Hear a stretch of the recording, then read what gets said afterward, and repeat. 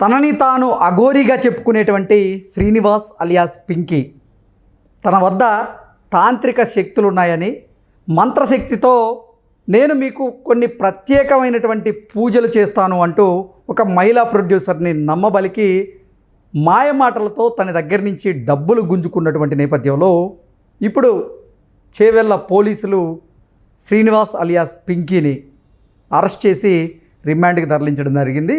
ఇప్పుడు శ్రీనివాస్ కూడా చెంచలగూడ జైల్లో ఆయన జైలు జీవితం అనుభవిస్తున్నటువంటి నేపథ్యంలో తాను జైలుకి వెళ్ళడానికి ప్రధాన కారణం మాత్రం ప్రముఖ సామాజికవేత్తగా చెప్పుకునేటువంటి కృష్ణకుమారి గారు మొదటి నుంచి కూడా అఘోరి అసలు అఘోరియే కాదు, తాను శ్రీనివాస్, తాను మంత్రశక్తులు ఉన్నాయంటూ నమ్మబలికి ఎంతోమందిని మోసం చేస్తున్నాడు, తన మీద పోలీసు వ్యవస్థ ఖచ్చితంగా చర్యలు తీసుకొని తీరాల్సిందే అంటూ మొదటి నుంచి కూడా ఎంతో అవగాహన కల్పిస్తూ ఈ విషయంలో సక్సెస్ అయినటువంటి నేపథ్యంలో అసలు అఘోరి ప్రస్తుతం ఏం చేస్తుంది అనేది మనం పూర్తి స్థాయిలో తెలుసుకుందాం. ప్రస్తుతం మనతో పాటు ఉన్నారు ప్రముఖ సామాజికవేత్త, ప్రముఖ రాజకీయ విశ్లేషకులు కృష్ణకుమారి గారు. మేడంతో మాట్లాడదు.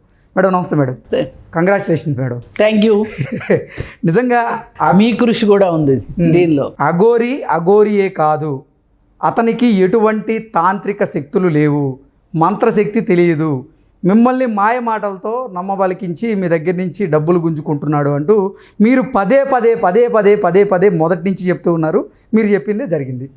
ఒక మహిళా ప్రొడ్యూసరు ప్రత్యేకమైనటువంటి పూజలు చేస్తానని అఘోరి నా దగ్గర నుంచి డబ్బులు కాజేశాడు అన్నట్లు కేసు పెట్టడం, ఆ తర్వాత పోలీసులు ఆయన అరెస్ట్ చేయడం, ఇప్పుడు రిమాండ్కి తరలించడం. ఏం చేస్తున్నాడు మేడం అసలు అఘోరి? ఏం చేస్తాడు రాజుగారు? ఏం చేస్తున్నారంటే చేసిన తప్పులు ఆలోచిస్తున్నాడు అన్నట్టు, లెక్కేసుకుంటున్నాడు అన్నట్టు. అయ్యగారు మొత్తానికి ఇన్ని రోజుల నుంచి అవిశ్రాంతంగా తిరిగి అలసిపోయాడు కదా, రెస్ట్ తీసుకుంటున్నాడు. అయితే ఒక చిన్న మార్పు ఏంటి అంటే పాపం అక్కడ మందు ఉండదు, అయ్యో మాంసం ఉండదు, పాండ్స్ పౌడర్ ఉండదు. మరి ఇవన్నీ లేని శ్రీనివాస్ ఏం చేస్తాడో చూడాలి. ఒకటి ఖచ్చితంగా బట్టలు వేసుకోవాల్సిందే అని చెప్తారు. అందుకని కొంచెం కష్టం శ్రీనివాస్కి లైఫ్. అయితే మొదటి నుంచి మనం అతను అఘోరి కాదు, ట్రాన్స్జెండర్ శ్రీనివాస్ అలియాస్ పింకీ అని చెప్పి మాట్లాడాం. కానీ ఇప్పుడు సవరణ ఏంటి అంటే ట్రాన్స్జెండర్ కూడా కాదు, అతను ట్రాన్స్జెండర్ కాదు.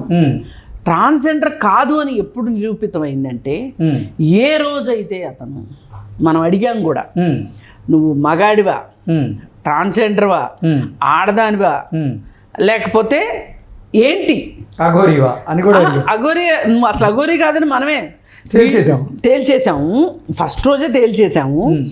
నువ్వు ట్రాన్స్జెండర్వా, మగాడివా, ఆడదానివా, ఈ మూడిట్లో ఏంటి చెప్పు అని చెప్పి మనం అడిగాం. ఇప్పుడు మనకు ఆన్సర్ దొరికిపోయింది. వీడు just Srinivas, okay, just dial లాగా జస్ట్ శ్రీనివాస్. మరి ఈ జస్ట్ శ్రీనివాసు ఏ సెల్లో ఉంటాడు? అంటే ఆడవాళ్ళకి సంబంధించినటువంటి సెల్లో ఉంటాడా, మగవారిని వేసేటువంటి సెల్లో ఉంటాడా, లేదు హిజ్రాల్ నుంచేటువంటి సెల్లో ఉంటాడా? హిజ్రాల్కి పెద్దగా సెల్లులు లేవండి నాకు తెలిసి. అయితే ఆడవాళ్ళ జైలు వేరు, మగవాళ్ళ జైలు వేరు. అతను మగవాళ్ళ జైలుకే పంపిస్తారు, ఎందుకంటే అతను మగవాడు కాబట్టి మగవాళ్ళ జైలుకే పంపిస్తారు. ఓకే.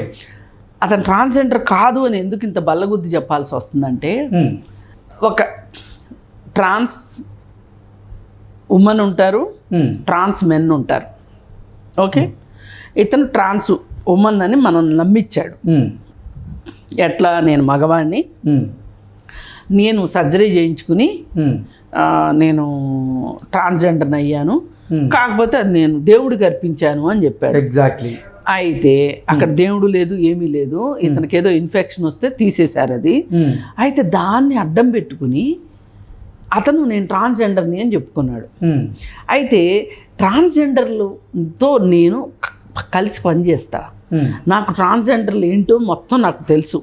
ఎల్జిబిటిక్యూ దానికి సంబంధించిన దాంట్లో ప్రకారం చూసుకుంటే ఒక ట్రాన్స్జెండరు, ఒక అబ్బాయి, నేను అబ్బాయిని కాదు నేను అమ్మాయిని అనుకుంటాడు.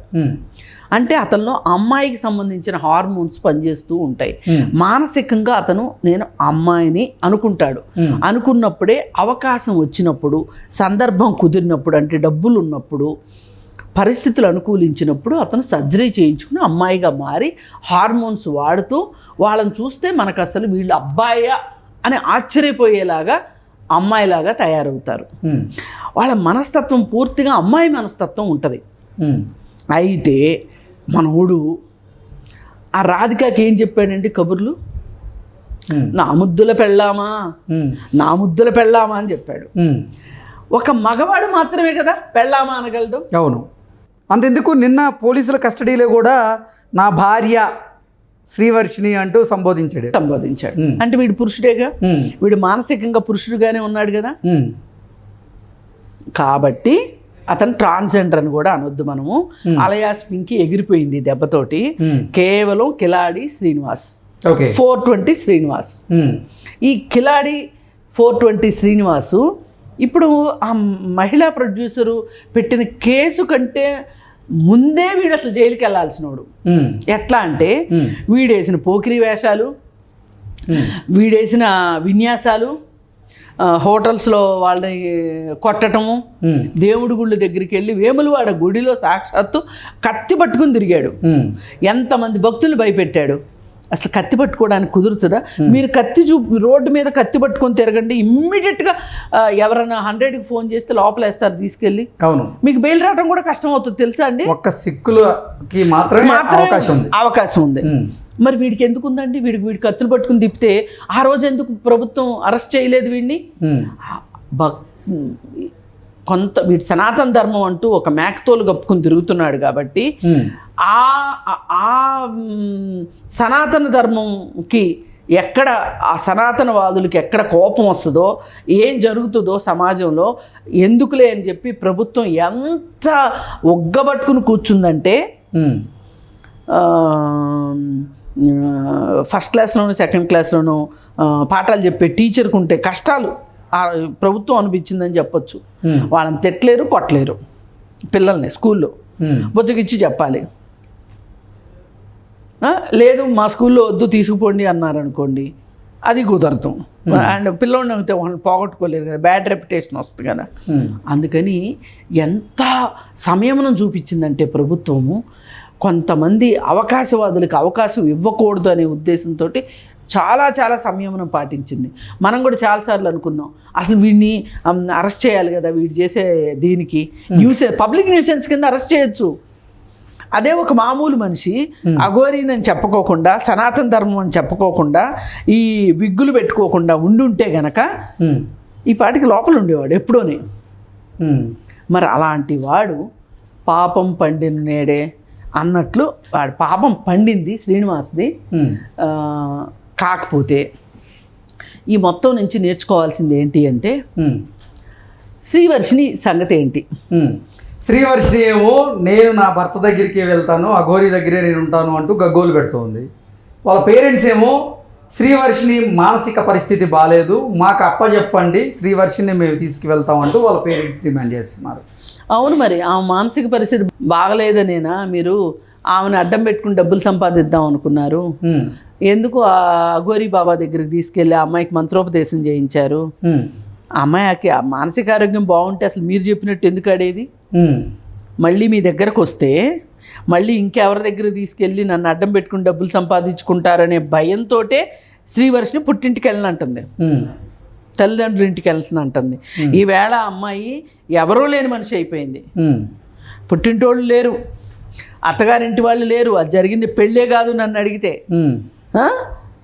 ఇప్పుడు ఆ అమ్మాయి ఒంటరిగా 4 రోడ్ల కూడల్లో ఉంది. ఆ అమ్మాయి జీవితం అలా అయ్యింది. అందుకే ప్రభుత్వ పునరావాస కేంద్రంలో పెట్టింది, కస్తూర్బా పునరావాస కేంద్రంలో. మరి అక్కడి నుంచి ఆ అమ్మాయి ఏమైనా సరే కాస్త స్వస్థత వచ్చి చదువుకుంటుందా, లేదంటే ఉద్యోగం చేసి తన కాళ్ళ మీద తను నిలబడుతుందా? ఇవాళ ఒక ఆడపిల్లకి, పెళ్ళిగాని ఆడపిల్లకి పుట్టింటి కంటే ఎవరున్నారు రక్షణ? అలాంటి పుట్టింటినే అమ్మాయి రక్షణగా ఫీల్ అవ్వట్లేదు అంటే ఆ అమ్మాయి ఏ దుస్థితిలో ఉందో ఆలోచించండి. ఆ అమ్మాయి పట్ల ఆ కుటుంబం ఎట్లా ప్రవర్తించిందో, ఎంత దుర్మార్గంగా ప్రవర్తించిందో అర్థం చేసుకోండి. అది ఆ అమ్మాయి పరిస్థితి. ఇకపోతే రాధిక కూడా కేసు పెడుతుంది. నన్ను ఏదో మోసం చేశాడు, ఈ కాల్ రికార్డ్స్ వీటిని బట్టి ఇప్పుడు ఆ అమ్మాయి కేసు వేసింది అనుకోండి, ఈ 14 రోజులు రిమాండ్ అయ్యే లోపు కేసు వేస్తే కనుక పోసాని కృష్ణమురళిని ఒక స్టేషన్ తర్వాత ఇంకొక స్టేషన్ అన్నట్టు అది కూడా అయితే బాగుంటుంది. అప్పుడు శ్రీనివాస్కి కొంచెం మర్దరాలు జరిగితే కానీ మంచిగా అవ్వడం. ప్రజలు గుర్తుపెట్టుకోవాల్సింది ఇట్లాంటి వాళ్ళ దగ్గర మాయలు మంత్రాలు మహత్యాలు ఏమి ఉండవు. ఉంటే గింటే ఈ పాటికి నన్ను చంపేసి ఉండేవాడు. వీడియోలు చేసినందుకు ఆయనకి వ్యతిరేకంగా మన మీద క్షుద్ర శక్తులు ప్రయోగించేవాడు, మా తాంత్రిక పూజలు ఏదో మనం ఏం చేసేవాడు. అందుకని అలాంటివి ఏమీ లేవు. తెలుసో తెలియకో ఎవరైనా ఇప్పుడు డబ్బులు సమర్పించుకుంటే సరే, ఇక ముందు ఎవరు సమర్పించుకోవద్దు.